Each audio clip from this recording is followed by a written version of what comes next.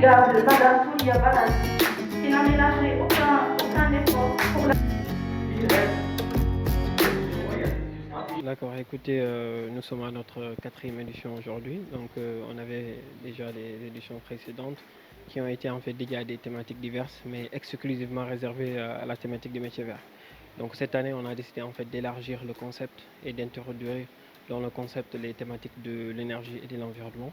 Donc, la thématique de cette année, c'est une journée de réflexion autour des métiers verts au cœur des territoires durables. Comme vous le savez, nous avons trois panels. Donc, une première panel dédiée à la transition énergétique dans les secteurs du transport, de l'agriculture et de la construction. Donc, on a essayé en fait de réunir l'ensemble des parties prenantes de cette thématique afin de débattre, d'échanger et de benchmarker sur les pratiques d'ici et d'ailleurs.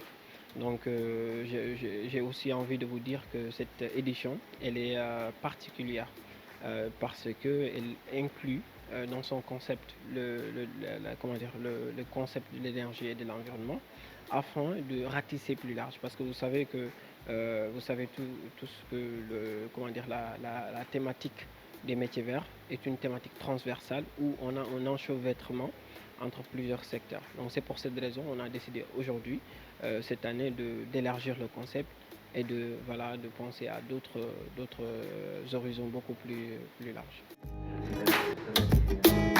De voir une présentation de sécurité et sa participation au panel pour revenir sur les différents aspects qui couvrent ma voix le texte. Ça démontre bien que le problème de blocage qu'on a, c'est un problème de confiance. Confiance dans les institutions politiques, dans la confiance dans les différents actes. Cette journée de réflexion sur le métier vert est une opportunité de partage d'abord de l'état des lieux qui a démontré que vraiment au Maroc, avec les RISEN et d'autres acteurs de recherche, il y a vraiment de l'innovation. Il y a beaucoup de changements à l'international qui vont très vite avec les énergies renouvelables qui vont conquérir vraiment tous les domaines de transport, d'éclairage, de climatisation, etc. Ils vont réduire et autonomiser une population très pauvre.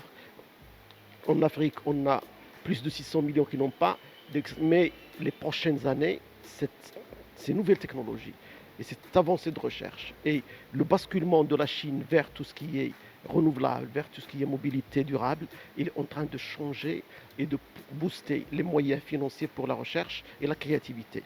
Des villes entières qui ont le même nombre que la population marocaine en Chine, ils se sont dotés de bus et de taxis, tous électriques. Et dans un délai vraiment très court, en décembre prochain, ils auront uniquement tout ce qui est électrique en ville. Le Maroc est un pays qui a tous les moyens et toutes les conditions climatiques, les conditions hydriques et les conditions géologiques et de relief qui permettent, par son positionnement stratégique, d'avoir les énergies renouvelables, que ce soit marine, que ce soit éolienne, que ce soit solaire. Et il y a de l'innovation, mais il y a un vrai problème de gouvernance. Il y a un vrai problème de choix et d'approche. On est très en retard et on est trop lent pour passer à des énergies renouvelables rapidement. Ça n'a aucun sens que le chauffe-eau solaire, il est intégré industriellement en Tunisie, et nous, on n'arrive pas à faire ça. On n'arrive pas à faire des petits projets d'industrialisation propres qui toucheront la population la plus pauvre, les communautés les plus pauvres, qui sont la majorité qui restent en dehors.